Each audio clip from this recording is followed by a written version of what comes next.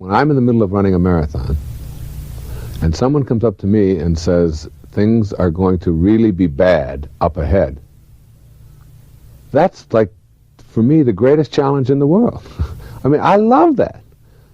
They haven't set my expectations to be something negative. If anything, they've helped me to set my expectations on, oh yeah? There's nothing, there's no wall up there that I'm interested in at all.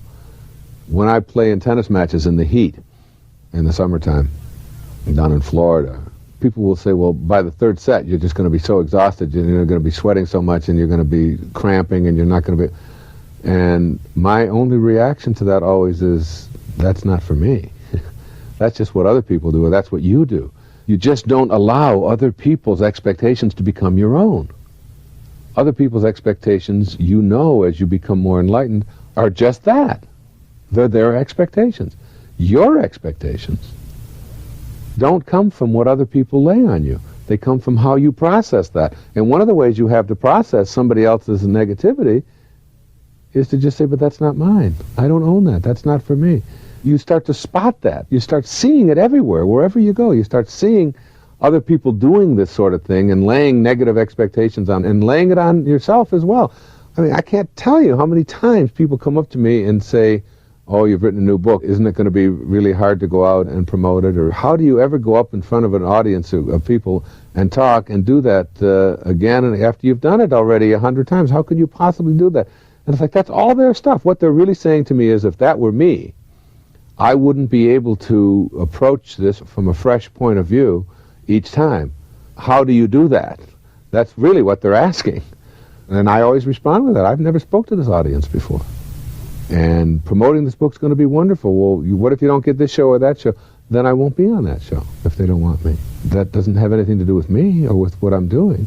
You know, and great things have no fear of time. You don't get yourself consumed with that. After a while, you learn that you process the things that people say to you from where it's coming from. And you don't own it. You don't become attached to it. It isn't yours. It's never yours.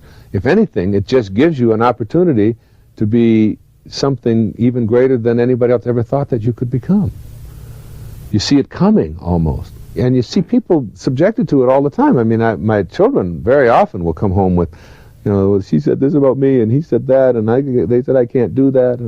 And I just always remind them that that's just their opinion. That's all it is. It's just an opinion. What you have is the power to do anything that you want to. Anything. And set your expectations for yourself. And know that you will become what you think about, what you expect to become. You'll become that.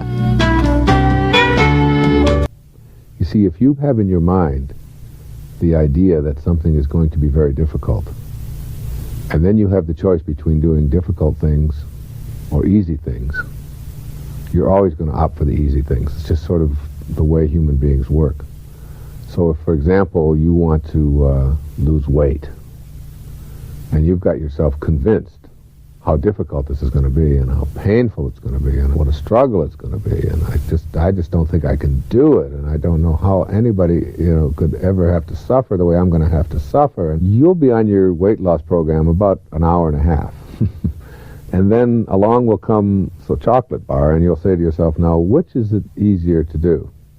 Is it easier to just eat that chocolate bar, or to stay on this stupid diet anyway that I'm just going to go off of in another few hours anyway? And so you'll opt for the easy things. Right? So it's like, what you want to learn to do is to make what it is that you want to accomplish really quite easy, really quite simple. And it really is quite simple to change virtually anything in your life. I mean, even the worst heroin addict in the world, who has finally gotten off of it, ultimately had to do it with his own mind. No matter how much help he had, or how many programs, or how much hypnotism, or whatever it may be, they ultimately still had to opt not to do that any longer. Even if the choice was taken away from them, they had to process it and get off of it themselves.